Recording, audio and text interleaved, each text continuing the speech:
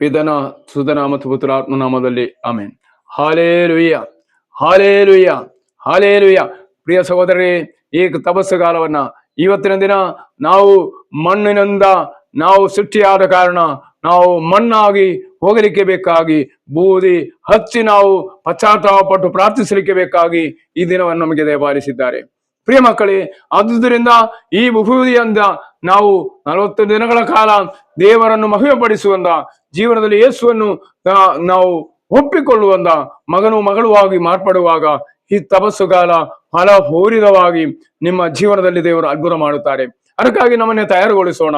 ಅದಕ್ಕಾಗಿ ದೇವರು ಹೇಳಿದರು, ಆ ಜ್ಯೋತಿ ಕತ್ತಲಲ್ಲಿ ಪ್ರಕಾಶಿಸುತ್ತದೆ, ಕತ್ತಲಿಗೆ ಆಗಿದ್ದು ಅದನ್ನು ನಿಗ್ರಹಿಸಲಿಕ್ಕೆ ಆಗಲಿಲ್ಲ. ಕತ್ತಲಿಗೆ ಯಾವಾಗಲೂ ನಮ್ಮ ಜ್ಯೋತಿಯನ್ನು ನಿಗ್ರಹಿಸಲಿಕ್ಕೆ ಆಗುವುದಿಲ್ಲ ಎಂಬ ಅರ್ಥದಿಂದ ನಾವು ವಚನವನ್ನು ಕೇಳಿ ನಾವು ಸ್ವೀಕರಿಸೋಣ.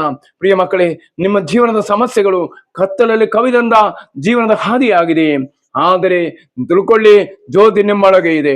ಅದನ್ನು ಒಮ್ಮೆ ಒತ್ತಿಸಿದರೆ ಸಾಕು, ದೇವರು ನಮ್ಮ ಮನೆಯೆಲ್ಲ ಬೆಳಗುವ ಪ್ರಕಾಶವಾಗಿ ನಿಮ್ಮನ್ನು ಅನುಗ್ರಹಿಸುತ್ತಾರೆ ಎಂಬ ಅರಿವಿನಿಂದ ನಮ್ಮ ಜೀವನದ ಸಮಸ್ಯೆಗಳು ಅದು ಕತ್ತಲಲ್ಲಿ ಕವಿಯೊಂದು ದಾರಿಯಾಗಿದ್ದರೆ, ರೋಗ ಆಗಿದ್ದರೆ, ದೇವರ ಸನ್ನಿಧಿಯಲ್ಲಿ ನಿಮ್ಮ ಜೀವನವನ್ನು ಸಮರ್ಪಿಸುವಾಗ ಕತ್ತಲು ಅಲ್ಲಿಂದ ಮಾಯವಾಗುತ್ತೆ. ಪ್ರಕಾಶ ಬಂದಾಗ ಕತ್ತಲಿಗೆ ನಿಲ್ಲಲಿಕ್ಕೆ ಸಾಧ್ಯವಿಲ್ಲ.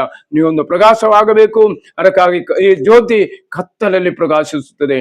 ಪ್ರಕಾಶ ಎಲ್ಲರಿಗೂ ಕೊಡುವ ಮಗನಾಗಿ ಮಗಳಾಗಿ ಮಾರ್ಪಡಿಸಲಿಕ್ಕೆ ಬೇಕಾಗಿ ದೇವರು ನಮ್ಮನ್ನು ಅನುಗ್ರಹಿಸಿರಿ, ಆಶೀರ್ವಿಸಿ ಬೇಡುತ್ತಾ ಪಿತನ ಸುತನ ಮತ್ತು ಪವಿತ್ರಾತ್ಮ ನಾಮದಲ್ಲಿ